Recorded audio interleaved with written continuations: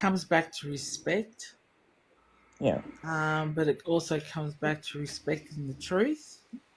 You know, we don't hold the people that did not do the crimes of the past, but um, they still benefit from the crimes of the past, and we are still disadvantaged and still dispossessed from the crimes of the past. I And agree. so, you know, I think for First Nations people, we've never walked and asked for handouts. We've never protested for welfare. We've never protested for anything else but to have rights to our land.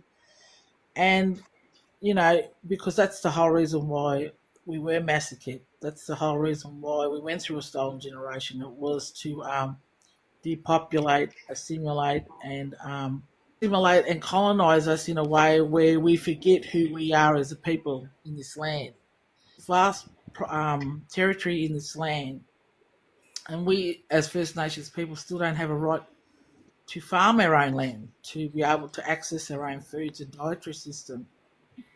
We have the highest diabetes and heart disease basically in the world because, as you know, every culture across the world, regardless of where you come from, they have their own dietary system, and it works for who they are, and so we don't have that privilege, um, and you know, and I believe that privilege was taken away from us through native title.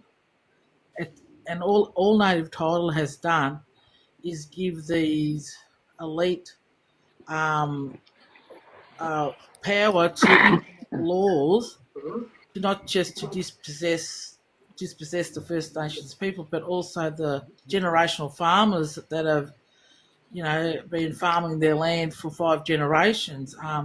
They're using the lien of native title to remove property owners and then blame it on First Nations people because there's a native title there, which is Yeah. totally fraudulent and deceptive.